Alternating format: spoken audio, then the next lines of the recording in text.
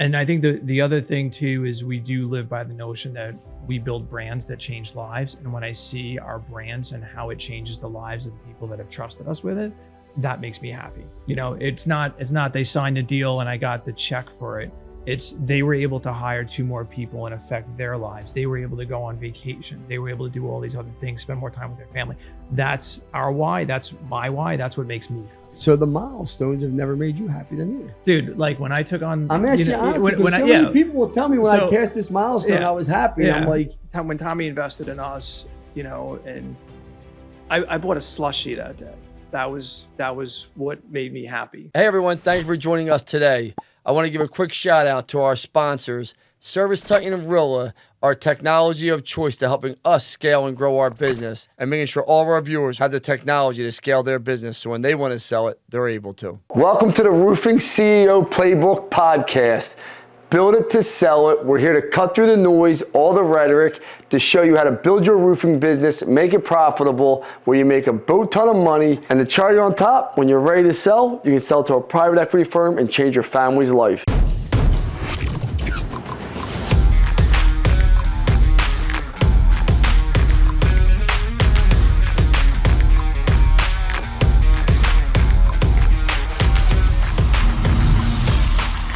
Sitting here with my good friend Dan Antonelli from KickCharge Creative. Now KickCharge Digital Agency too. Is that correct? Is it? Yeah. Is it rebranded under KickCharge? Yeah, it's going to be all under KickCharge, the company we just acquired, digital marketing company called Levergy.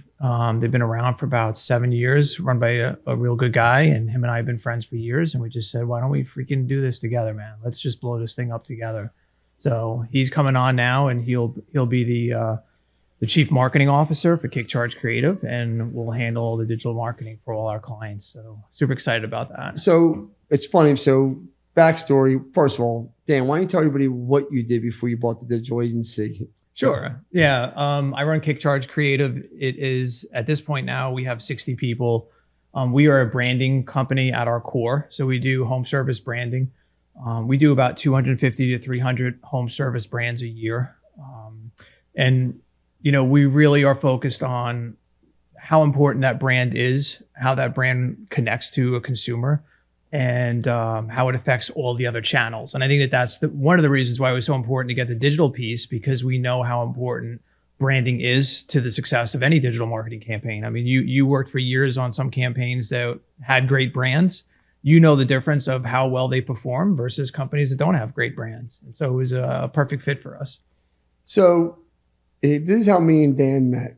Probably what, 10 years ago now? Yeah, it's almost 10 at this point. 10 years. Yeah. And I was running one SEO. I had one SEO. And you guys reached out because you were only doing graphic design, rebranding. Mm-hmm. And you were like, I need to start getting into the digital space, which you really guys didn't know much about. I think it was Gina that reached out to us. Is that the correct name? Alyssa. I think Alyssa probably. Time. Yeah. Oh my God. Alyssa, I forgot. I love her.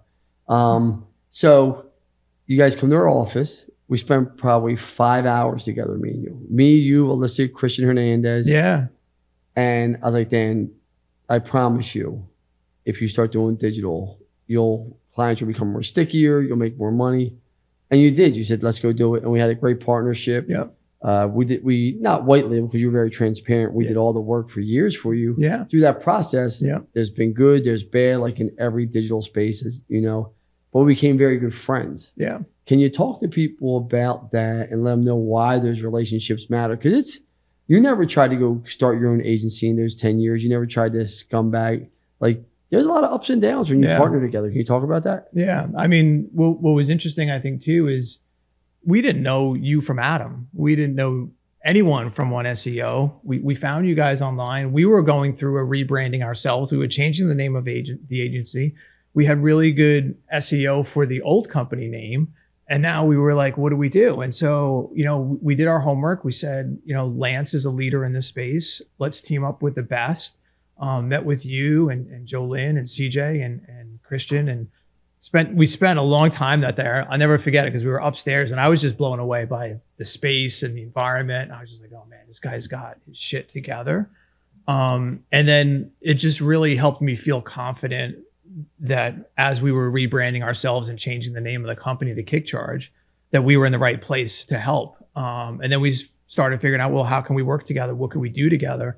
And you think about those relationships over the years, and then what other avenues that has opened up over the years. And I think, wow, like Lance, I mean, I'm not trying to blow smoke up your ass, but you've become one of the most important people in my circle over the years. All the people that you've introduced me to, like Bill Russell and people like him, who's one of my dear friends now, and all the other business opportunities that we've been able to do together.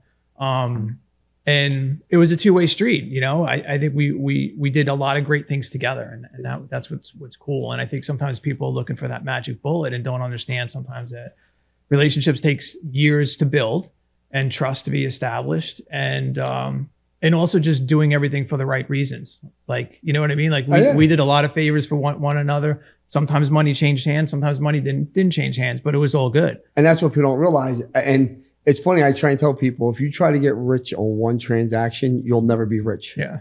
And they're like, what do you mean? I'm like, the relationship is more important than the one transaction. Because what happened is like you said, not money's always switched hands. Me and Tommy have never switched money. And think about how close me and him are, how many transactions we've done together. Like, it's relationships that matter. Yeah. And what happens is when you do enough good things with relationships, I just believe God takes care of you, the abundance mindset, you're going to make money.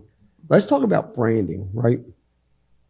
You do all my branding. I have no problem telling anyone that. People are like, well, Lance, you're a brand guy. I'm like, no, I'm a digital marketer. There's a difference between digital marketing and branding. First, can you address that? Because there are two distinct things that most people think anyone can do branding, and it's just coming up with a logo, and that's it. Like, you helped me redefine my LB cap logo. You did, because it was driving me crazy, because it wasn't exactly the way I wanted it to be, and I just redid it. Yeah. Which was great. I loved it. And you didn't charge me for it. You just said take it. Yeah. Can you talk about the difference between branding and digital marketing? Because most people think they go hand in hand, and even though I think they work together, I don't think they're even remotely the same. Yeah, they're very different, because you have to think about, when you're thinking about branding, it's not just one dimensional. It's how does this brand perform on all the channels? So of course, digital is one of them. Outdoor is another. Your voice, your social media, your email marketing. How does that brand live and breathe in all those other spaces? And that's why I think it's a unique skill set. And there aren't a lot of people within the space that really get the notion of how does this have to function in all these other environments. They look at it like, well, how does it look on the top of the website? And that's all that matters to me. And you're like, no, how it matters on the truck, especially. I mean, you know how much we do with truck wraps and fleet branding and things like that. So everything that you think about from a brand perspective is, how does this brand affect what Mrs. Jones believes she may get if she chose to hire you? And I think people forget about that. They're like, oh, let me just have something that looks cool on the side of my truck.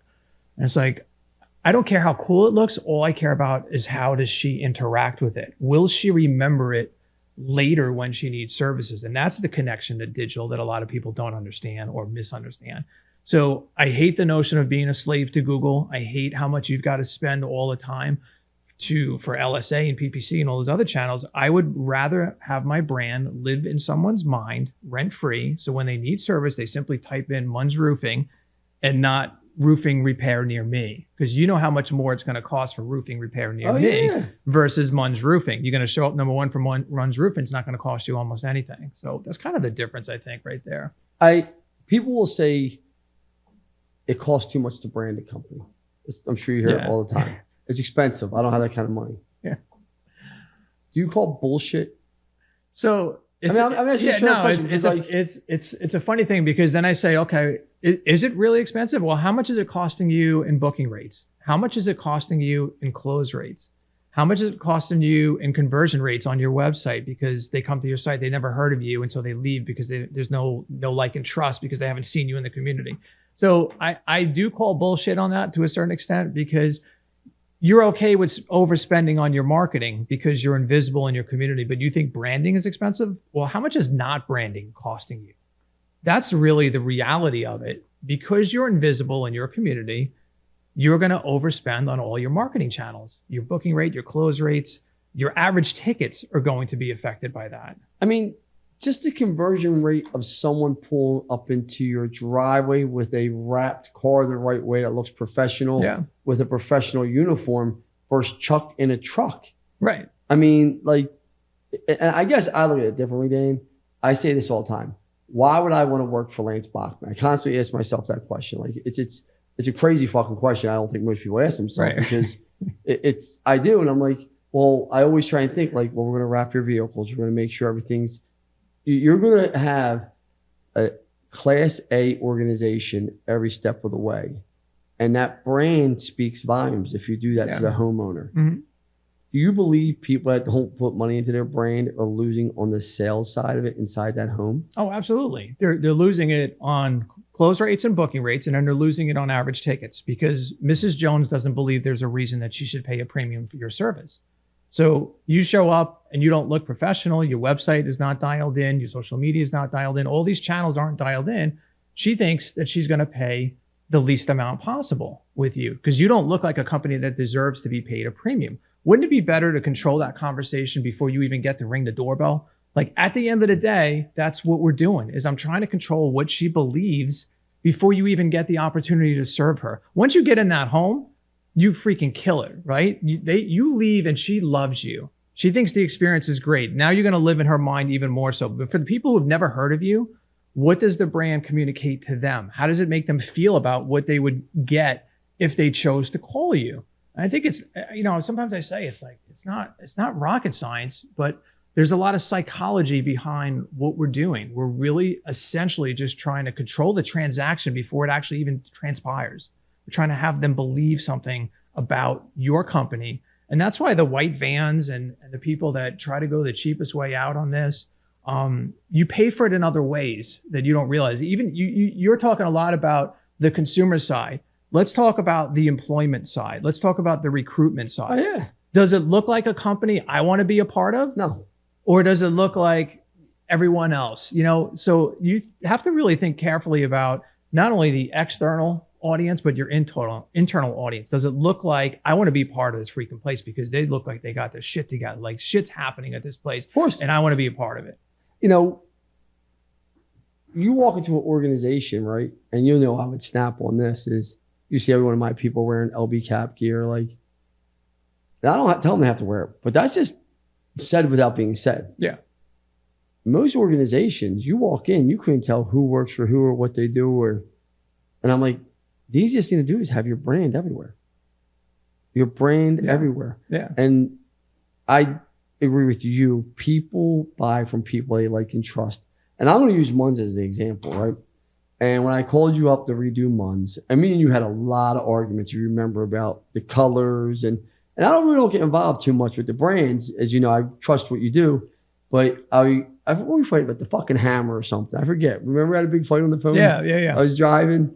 And that's what happens when you're friends with people too. You do fight because you have your opinion, they have theirs. But we went with your logo and we went from, don't hold me to the exact number, Bill will get it from you. I think they were doing less than $2 million till we did $25 million our first year. We did $24 million. We missed it by $16,000 or something like that. Yeah. That's all retail roofing. Yeah. And I said this, the three biggest things that I did, and people were like, what? Besides having great salespeople, you need great salespeople, of course. And you need to have your leads to come in, right? You got to be willing to bet that you can make that phone ring, which I know I can make the phone ring. We had a great brand, which you did. The brand, consider it done with Munns, like the guy, the brand, the wraps, the billboards, everything was bang, bang, bang, bang, bang. The color scheme made people remember. Yeah. Right? Yeah. The second thing I did was Service Titan, which I believe every roofing company has to be on Service Titan. I just think if you're not, you're just a complete idiot, but that's just me. And the third thing, I did the digital with the brand. And people were like, what do you mean? I did digital, I did billboards.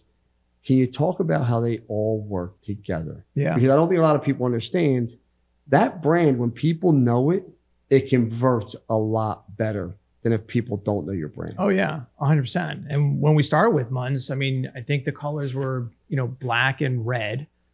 They were. Remember, we were looking at his, and I think his colors are still that, which you got to rebrand his shit too. But he's growing like weeds too. The trucks were white, and I said we got to do something in this market that will be really disruptive. And that's again the whole point of branding is how do I do something that disrupts the space, and also is more memorable. So we researched the colors. We said, what colors are available in this market that we know we can own, that no one else is using? So yeah, because you went and got me Bachmann Roofing. You went and did the research for me. You were like, these are our top 4 guys, Lance I see. That's how I discovered Bachmann Roofing, if you remember. You're like, is this your company? I'm like, no. Yeah. So we looked at what else is being used in the market, and we said purple and apple green are 2 colors that are not represented in your space. So we built a brand around those unique colors. Came up with a fun mascot, and you had the last name brand of Munns, which typically I don't love because I can't associate a visual with it. So they tend to not be as sticky. But then we said, what if we could do something about consider it done with Munns? So that leads the viewer into helping them remember this name Munns.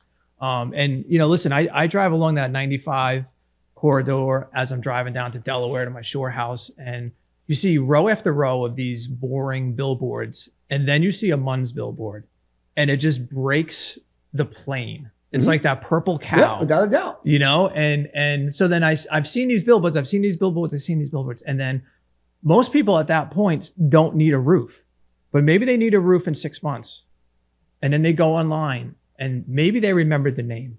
But even if they didn't remember the name at that very moment and they see the ad, they're like, oh yeah, I saw those billboards on 95. I saw my neighbors using them. They had the truck parked in the driveway. I saw that colorful site sign on the side of the road that was purple and apple green, not like white, like freaking everybody else's, right? Correct. So, and then I hit their website and I saw that it was professional. I saw they had all these 5-star reviews. Let me click request a quote now, right? So all those touches interact with them and then make them believe something positive about the experience they're going to get. When you're white van with the red and black lettering that everybody else has got, I don't look at it twice. There's no reason for me to look at it twice. I'm not emotionally invested in looking at it because it doesn't connect to me in any way. Can I tell you a funny story? You'll laugh. Yeah. Because you know this is just a dead true story and I'm just out of my fucking mind. I was walking by one of my sales reps and I hear him on the phone with a customer that he went and saw. And she's like, I just don't know if you're just too expensive for me. I haven't seen the quote yet, which was problem number 1. He didn't leave her a quote and try to close her on the spot with options. She goes, that's my only concern. So I heard that on speakerphone. I said, hold on a second. So I got on the phone. I said, ma'am. I said, so your only concern is, are we too expensive? She said, yeah. I said, so you trust us that we're going to do the job that you say we're going to do? She goes, oh, absolutely. She goes, I see your signs everywhere. I see your yard signs. I see your trucks all through the neighborhood. She goes, I know you guys are credible. She's like, your brand's everywhere. She's like, your company's everywhere. Which company brand's everywhere, right? So I said, you believe we'll give you that 5-star pledge, right? So yeah. I said, so if we can get this into your monthly payment, are you willing to move forward now and get this done? Because you have no other concern at all. She's like, absolutely. I gave her a thing. She always just sent it to me. Right now, boom, 3 minutes later, it was back. Yeah. The trust was there. Mm-hmm. Now, the sales rep did a shitty job because he didn't do it in the house he was supposed to, because he would have had one call closed. Right. People don't understand, if you have the right brand, I always say this to you all the time, right? And I equate it to a girl going on a date with you. She already bought you. Yeah. If a girl goes to dinner with you, she bought you. It's just a matter, do you fuck it up where she doesn't close? You think about it, because the hardest part to someone to do is say yes. Yeah. Hey, Dan, do you want to go out to dinner with me? Sure. As soon as you, because most people are going to say no, or I'm busy, or whatever it may be. I've been shot down more times than the Titanic went underwater, right? It's just a terrible situation for this guy, right? But, you know, I'm a realist, though. The minute someone says yes, they're in. It's just a matter of, do you mess it up? Right. Right? So the same thing when someone reaches out to you on your phone, through your website or Facebook, they bought you. They already trust your brand. Right. They trust your brand. They've seen it enough to reach out to you. Now do you mess it up? And that's where I think people don't give brand enough importance. I see all these people go in and they say, I can't afford it. You know, as you know right now, you're rebranding my Salt Lake City office and you're rebranding another office of mine, Myrtle Beach, right? Yeah. Have you come up with any cool names yet? We got a few. What's Salt Lake City going to be called? I don't know if we can say it yet, but I think it's Roof Hounds. I do like that. Yeah. I do like that. It's going to be cool. So Bill got that. You and Bill got that. Yeah. You come up with anything for Myrtle Beach yet? Not yet. But here's a guy like me, and this is what people will say to me. Why don't you just put it in Chat GPT? And guys, we put it in Chat GPT today. I'll tell you this. When we put it on Friday or Thursday looking for the shore, Friday, let's just fuck around with this. before I sent you the email. What was the one? I know. Yeah, but roofing sharks. But it didn't come back in ChatGPT. That was just me sitting here thinking. I was like, roofing sharks. That was just me. But ChatGPT had like coastline, coastal, like all this dumb shit. And I'm like, what the fuck, man? You can't use these names. Like the names didn't, like it made sense. I get what you're saying. Yeah. But there was 100 of those names out there. Right. And I was like, oh, we should just call it roofing sharks. But you can't call it roofing sharks. I mean, obviously for multiple reasons. But I mean, it gives you a bad connotation. But people don't understand. Like you almost have to be like one of those guys that smoke weed and really think is shit. I mean, do you smoke weed? I do not, actually. Do your people that come up with this shit? They may.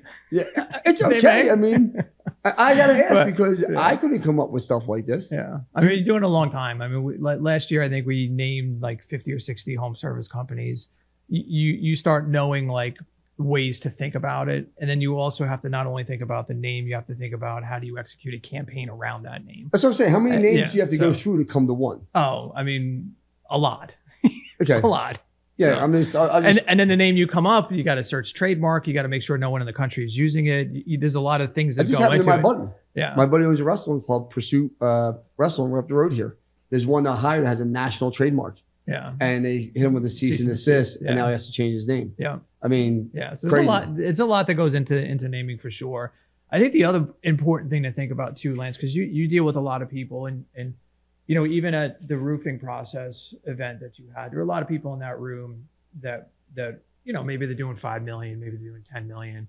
And they look at their brand and they say, I'm fucking at $10 million. Why would I ever change my brand? Right. And they get that mindset that where they are in that journey is the exact reason why they should never change.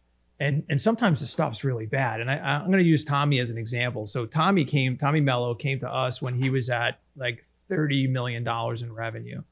And most people, you're like, $30 million in revenue, man. Why would I ever change? Like shit's working, but the reality is what happens is so many companies evolve from where they started and they never stop along the way to say, does the brand represent what we've evolved into today? When you say represent, does that mean tell the story? Well, it's tell the story. And does it look as premium as the service I'm providing?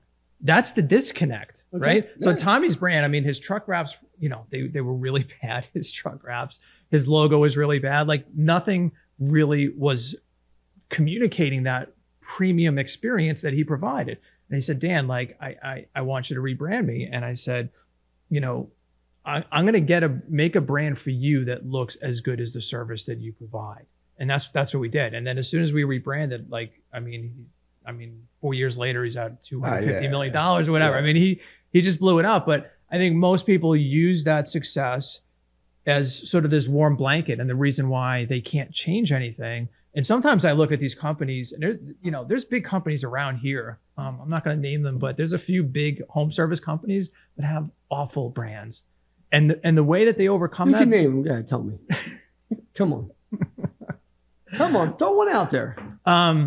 Let's just say that there's companies out here that don't look as good as the service they provide, right? And that's the disconnect. And you get lulled into this complacency. And you see it all the time with private equity too, which blows my mind, right? Here's guys that are amazing at reading spreadsheets, right? They're great at spreadsheets and nothing else. They can look at P&Ls and they think they know everything about what's going on. And yet those are the same guys that don't understand that the marketing spend is too high. And the reason why the marketing spend is too high is because the brand sucks. And their booking rate sucks. And their close rate sucks. All those things. I think they get that part. I agree with you, but I think the private equity guys, and obviously, I sold 5 companies now to them, and I rolled up money, and these guys are way smarter than me. I tell people, these guys are they're financial analysts. That's what, they're not operators. Right. They're not operators. They don't claim to be operators. Let's talk about that. Yeah. Private equity's getting into roofing. You've done both my roofing companies I sold. You did the Cherry brand. You did the Munns brand. People, now when you think about that company's Cherry brand, when I went to you wanted to change the name. I said, I can't change the name. Again, just because of the situation I was in. I knew everything I do is to sell quick, as you know, 24, 36 months. Like, I'm not holding on. I'm not a tradesman. People think I'm in the trades. I'm not a tradesman. I just in the trades. But you see private equity going into roofing more and more. You now are doing more and more roofing companies. I've been sending them to you also because. But why do you think roofers have waited so long to fucking rebrand and now private equity is coming in? You see the multiples; they're crazy. Why do you think roofers still are not getting it? The majority of them. Roofing is like HVAC 10 years ago. Okay. You know what I mean? Like they just don't understand the relationship between brand and the marketing channels. And so you have guys like you talking about it. It was almost like garage doors. Like garage door space before Tommy rebranded, those weren't guys investing in branding because they didn't understand why it was important for them to invest in branding. Since we've done Tommy's, we've done probably 30 or 40 garage door brands. But roofing is like archaic. You know what I mean? Like I hate to say it like that, but it's really archaic in terms of their thinking of how the marketing channels function and how the brand is so central to it. So it's like trying to build a foundation with sand.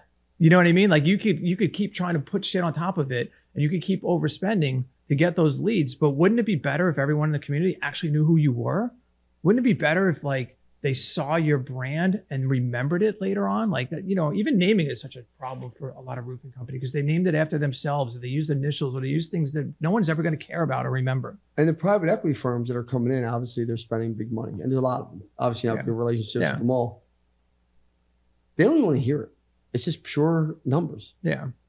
But on the other hand, too, people don't realize this, that what they do look at, though, is how much direct traffic comes to you and how much organic traffic comes to you. As they go through the process, they know exactly what your cost per customer is. They know exactly what your cost per lead is. They know all that shit per channel. Now, obviously, I do too, so I hand it over to them. Yeah. But people are like, all my business is referrals, and then they open up and no, your business is not referrals. You're canvassing to tell you your business. Like these guys aren't stupid. They know what's going on. And that's the thing is, do you want to be in the situation when you want to exit your roofing company? Do you want to be the one that has thousands of branded keyword searches a month? Or do you want to be the guy that they look at and say, this guy doesn't know what the fuck he's doing, and we could come in and fix this shit and blow this thing up and pay much less on a multiple because he doesn't have all this shit in order? Oh, they do. That's what they do to people all the time. You know what I mean? So it's like, which side of that coin do you want to be on when you're ready to sell this thing? You want to be on the one that you're going to go out on the cheap because you never invested in any of those things? Or do you want to be the guy that, my customer acquisition costs are super low and I'm getting tons of branded keyword searches because people know me in my community, know, like, and trust. I've invested heavily into being seen in my community. I go to home shows, I sponsor soccer teams, I do all this other shit. Or do you want to be the guy that's, I'm just going to keep throwing money at pay-per-click. I'm just going to keep throwing money at LSA to get my leads. And that just keeps going on. And I'm a digital marketer by trade. Like, people don't realize I'm a digital marketer by trade. It's what I do. It's what I built my living on. It's how I built my reputation. And I say to people all the time, if I'm a digital marketer and if I hire you, which I hire you, I pay you. Like I paid you for months. Like, I'm going to pay you for Planet Roof. Like, it's just, if I do that, why the fuck wouldn't you? Monkey see, monkey do. I don't know. It blows my mind. It blows my mind too, man. It's crazy sometimes. And you see, let's talk about this. Why do you think private equity is going into roofing now?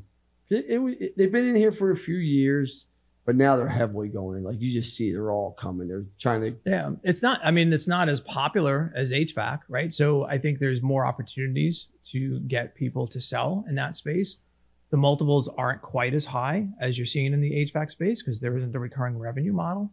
So you see a lot, but talking about private equity, it's really interesting too. There's a garage door private equity firm that has 3 criteria, or actually, well, 2 for sure, in terms of how they try to find targets, right? So here's how we're going to try to find targets. One of the criteria is that they must be branded by KickCharge. They literally go through every brand that we've done and they greenfield with them. And they're like, we see that you already have the brand, because they know they don't have to fix anything. They know that they've already got that. They actually have now 10 brands that I've done the branding for, that KickCharge has done the branding for, because that's literally what they're doing is like, because we know that these guys understand how important brand is. And I thought, wow, that's kind of interesting that they're literally targeting companies that have brands that we've designed because they know that they're going to perform well in the market once they add some fire to it. Well, you got to think about it. If I don't have to fix the brand, if you're on Service Titan, it makes it that much Oh easier. yeah, and Service Titan was the other piece of it. Yeah, so that was the second criteria: Service Titan and a KickCharge brand. I knew Service Titan's a big piece of Yeah. it because Yeah. and people are like, "Oh man, Service Titan must pay you." And I said, "Wait, Service Titan doesn't pay me a nickel. I've never got a penny from Service Titan." And that's the truth. I said, "Go through my QuickBooks, go through my bank accounts." It's just you can't run a home service-based business without it. I just don't. Like you've seen the other products out there, and I have relationships with some of the other products. Do you think are even close to what Service Titan gives? I mean, to me, the closest might be House Call Pro. I see a lot of our clients do well on House Call Pro.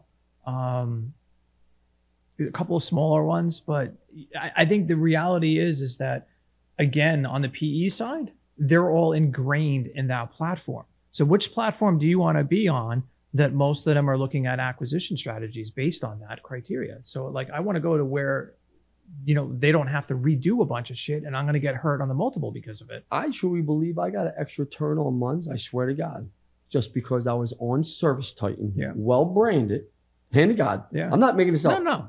Well branded on Service Titan. And they were like, this guy's ahead of us so far on Service Titan. We can take this and clone it. And we're going to save us 2 years of development. Yeah. I believe I got an extra turn, maybe 2 extra turns on months deal because of that. Yeah. And the other thing too is sometimes they could look at a brand and they could say, I can take this brand and then I could take it to these other markets. Make it a platform. Yeah. And make it a platform brand. Munns wasn't a platform brand. I just think Chris Munns had such a strong name here, and that's why I didn't want to kill it. If you remember, I was like, his name is so strong here. It was like 30 years doing it right out here. 40 right? years. 40 years. Yeah, like that's a long time. Yeah. Yep. A lot of there's equity in that. Yeah, 100%. there is. So like if he started last year, it'd be a different conversation. Correct. Yeah. I was afraid to lose the name with a guy that wasn't going to not even be involved in the business. Right. Like I didn't have Chris here. Chris never worked a day inside of Munns Roofing, so I used his name. I was so scared to lose that name because I knew what stock it had. Yeah. Here's a question for you. You just bought the digital agency. You talked a lot about brand. What made you listen? Can we talk about you partnering with Tommy or no? Yeah, sure. You partnered with Tommy, which I thought you shot me down for Tommy, which whatever. No, we actually tried to partner a few years before that. And God takes you where you're supposed to take. There's no hard feelings. We're still good friends. I saw your point. I had a different point. I wasn't ready at that point. I think is the other reason, honestly, too. When I went through the issues with my heart, and we talked a little bit about that earlier, I felt very exposed. I felt exposed for my family. I felt exposed for my team that I hadn't built the right infrastructure. If I was to drop dead at that surgery, I felt like I didn't have everything in place that I needed to. So it was a wake-up call for me. So when Tommy talked to me about partnering, that was one way where I felt like my family could be taken care of, my employees could be taken care of. And then since then, I've worked so hard to build the right leadership in place that I could walk tomorrow and KickCharge would still fucking kill it. Let's talk about that because time. Yeah. We were talking about that earlier. I said, I'm 51.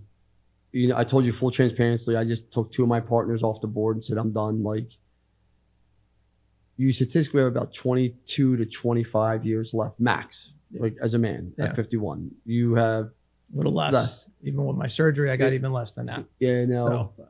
But you do start thinking about that. Yeah. As a business owner, no matter how much money you have, I said to you, how much money do you need or want? Right, like, right. How much can you fucking spend in your lifetime, right? Like, I can't spend the money I have now in my lifetime. I couldn't. It would have to be obscenely, disgustingly stupid, right?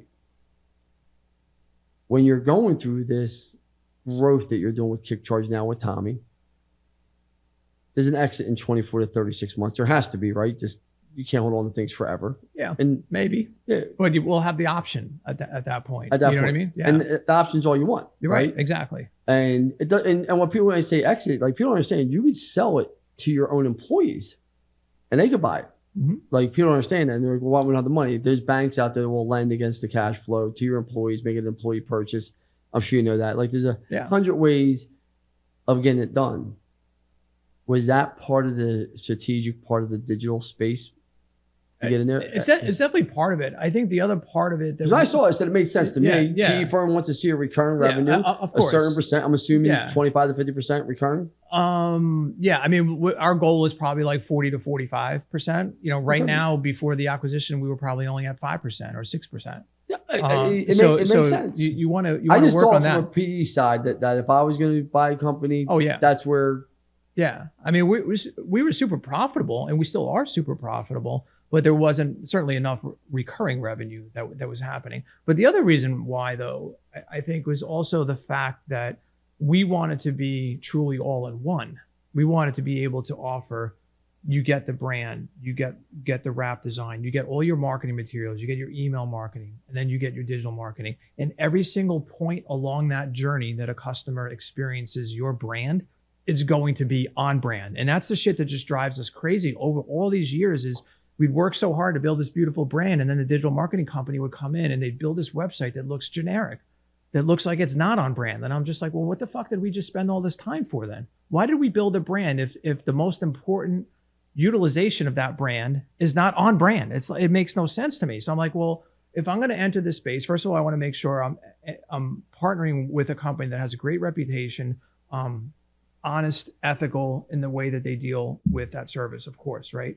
Secondly, I want to make sure that we can design these beautiful brands, which we've done for years, but you know, a lot of times the client would go to someone else and they use this generic templated shit. And it's just like, people can see through that, you know, like you're trying to build an authentic brand and all they're doing is changing button colors and calling it a fucking day. Like, I don't want to, you know, that was part of the reason why too. So certainly there's a business perspective of it. But the other piece is like, yeah, I want to make sure that everything that goes out is on brand. Like, you know, sometimes like I'll text you like, there'll be a month's ad that we didn't get the design and you needed it in a hurry and somebody else did it. And I'm like, I call a Bill or I text Bill. I'm like, Bill, you know, what the fuck happened here? Like a guy sent me a text yesterday for my mastermind. The fucking ad was running a month behind. Yes or no? Were you on that group text? You guys, you saw, like, Jacob, you saw, and I'm like, oh yeah, and I'm like, and it's everything can't be perfect. I know, but like it does irk you. Yeah, it makes me crazy. I'll text Bill. I'm like, Bill, this ad in Facebook I just saw for Munns, it's using the wrong font. Like, what happened here? So like, I would see that on the digital side, and I would just be frustrated that like we work so hard to create this perfect brand, and then, you know, this stuff felt generic, you know, and even the voice of the brand. You know, it was like a robot wrote the content on your homepage. This is a good test for people. Like for you guys listening, like go on your website right now and literally take out the name of your company on the homepage and replace it with your biggest competitor and tell me if your website reads perfectly. Does it make sense still? And if it does, then what is actually unique about your company? Well, it's funny you say this. So, and listen, you know, I got a lot of different businesses going, a lot of different moving pieces. Probably about 4 weeks ago, I went and looked at LB Cap's website and some of my social media. Just, I wanted to go look at it. You know, it was so fucking atrocious. So atrocious. Half the team's not here with me anymore after it. Because like, what are you working on? Like, we have over a year worth of testimonials, content. Man, right. Nothing's been updated. Nothing's been looked at. Like, what the fuck are we doing? It's just like, this is the performance that we talked about time. Yeah. And I say this to everyone now. If I got to come back to the same thing that you're supposed to be doing, right? Why do I need you? Yeah. Because all I'm doing, and I said this to Bill, and Bill couldn't believe I said it. I said, Bill, if I throw 10 balls in the air and I know I can only catch one and 9 are going to drop, fuck it, let the 9 drop.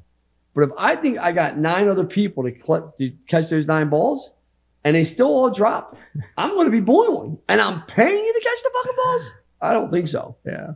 Like, and that's what people don't realize as you keep building. And I think that's where these small companies don't grow because they'll say, well, I need this person. I need this person. Where you're like, you don't need anyone.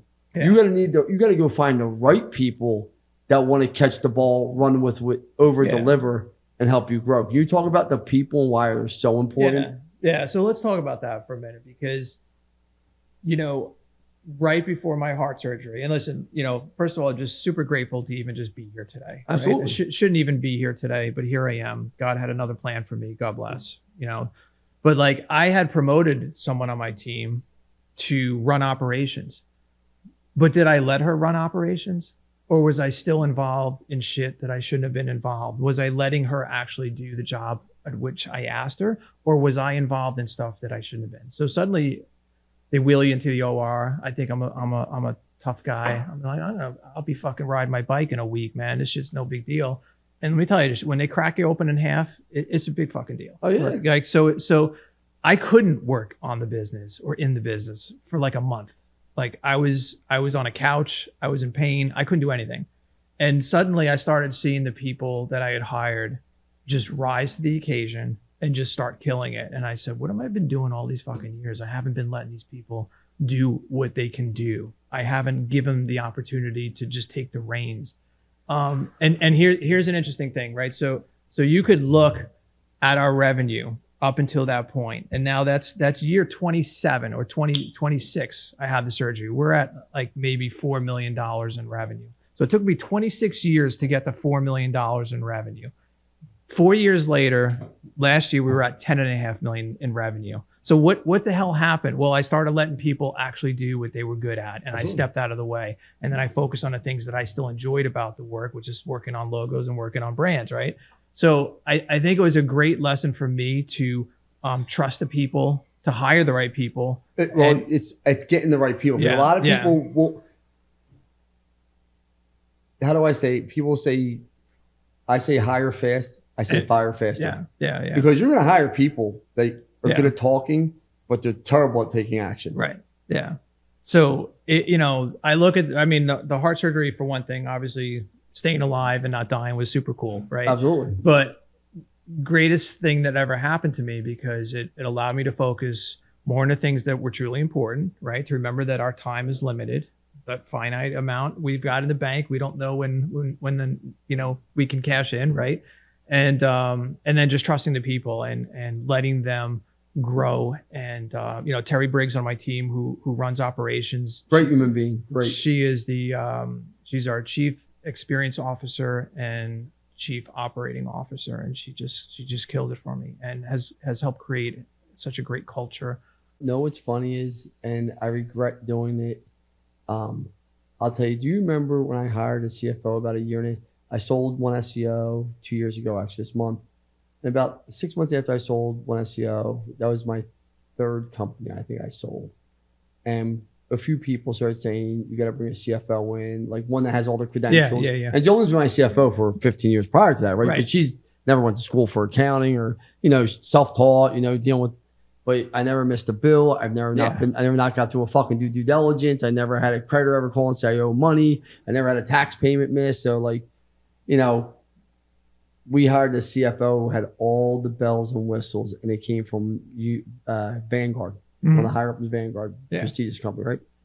Paid the guy more I've ever paid anyone. Fucking nightmare. And all he kept telling me was the problems. I'm like, okay, well, we got to fix the problems. But in the meantime, the system we've had in place for 15, 16 years now has scaled every company, has grown every company. We've never missed payroll. We never missed a payment to anyone. And we wound up firing him. And the guy never did. He was one of the talkers. Yeah. And he lasted probably 4 or 5 months. Yeah. And my team wouldn't let me fire him because they were afraid I was going to tell me the fuck, and then they walked him out. But it goes to show you these people with the highest credentials. You ever read a book called Grit yet? No. I'm telling you, read it. I just want to Bill about it. Okay. I just started reading it. I'm on chapter 4 right now. And the whole thing is about, I didn't know this, the Naval Academy, West Point, is one of the hardest selection process of any school to get into, including Ivy League schools. I didn't know that. So if you get into West Point, it's like you have this high tier for athleticism, leadership, grades, academic vigor, and it's a score they give you, right? But still, about almost 1,200 students go in, and almost anywhere between 60 to 150 kids will drop out in the first 8 weeks. Wow. It's called Beast Week. And they were trying to figure out why all these kids, what it was. And this woman who wound up quitting, she worked for McKinsey, a consulting company. She said, I want to go find out what, I think she probably smoked a lot of weed, to be honest with you, because she went on a journey of what is success and what's not, truthfully, right? And then the people, there's no indicators of the more talent you have, the better off you're going to be. There's no indicators of, you know, the better family you come from or the more educated. It's who has the most grit and perseverance Right. to whatever the objective is, they're going to probably wind up winning. Yeah. And the whole book's about, and it's great. And it's actually called, there's a thing called the grit test. And we're actually looking at trying to figure out how to get it installed to all my new partners. I want to see before I partner with someone, how much fucking grit do you have? Right. Yeah. Is it real? You got to read the book. I just sent it to Bill. I said, Bill, you got to read this book. Like it's, because if you think about it, like, I'm not saying that you're the dumbest guy in the world, but you're not the brightest guy in the world. You went as a graphic designer to start, and look what you built. Yeah. Something amazing. Pure grit. You didn't go to school to build a digital agency or to build a branding studio. You just started in your garage doing trucks, right? Yeah. I mean, I was 15 years old when I lettered my first plumbing company van, you know, so, but I knew, I'm not trying to disrespect you. But I knew from very early on how passionate I was about it and how I just wanted to be the best I possibly could. She talks about passion a lot in the book. So I think just being fortunate enough to know very early on what I was really passionate about, and then just being mentored by some really good people that just taught me the notion that anything you do today is not good enough for tomorrow. And that's ultimately what's driven me. Like sometimes we'll do a brand for somebody and I'll post it online. Everyone will be like, oh my God, that's the best. That's my favorite. And it's exciting for a moment. And then you realize tomorrow I got to be fucking better. Like tomorrow, like that's not the fucking pinnacle. There is no pinnacle. And I think that's the other piece of it too, is people think that, oh my God, like Lance, you're at the top. And you don't look at it like you're at the top. You look at like there is no fucking top. Because if there's a top, what does that mean? It means everything after is going down. Everything after is on the downside of it. And I just kind of keep saying, I don't believe that there's a pinnacle in terms of achievement, in terms of how good you can be as a person. Those are the things that I just try to look at. You know, it's funny you say that because someone asked me like a few weeks ago, and they asked me a sincere question. They said, are you happy? And like it hit me in the chest, like because it was like, are you happy? And I was like, am I happy? And I thought about it, and I thought about the question since then multiple times, because it's not an easy answer to give. Are you happy? And most people will just lie, like, yeah, I'm fucking happy. And I said to him, I never achieved a goal that's ever made me happy. And he said, what? I said, I've never, like, any milestone I hit, I never felt like this overwhelming happiness. Like any milestone. Yeah. Like it's crazy. Like when I thought making 100 grand would be a lot of money, 250 or $1 million, selling my first company, selling the last company, there was never a sense of happiness. When I bought the watch, when I bought the G-Wagon, there was never a sense of happiness. So like, I don't believe that you get happy by the material parts. But where I do feel happy is when I see people winning and I see my employees jumping up and down and my partners jumping up and down. That makes me happy. When I see us competing, when someone told me people thought I was nuts when I got into roofing. I'm sure you heard all the doubters. Yeah. And they're like, there's no way this guy's going to do this in roofing. And look what I've done in less than 3 years. Yeah. Like that makes me happy to see the leaders I brought. Well, like if you really think about it, like the only thing I could say that ever made me happy, like where I feel moments of joy. Yeah.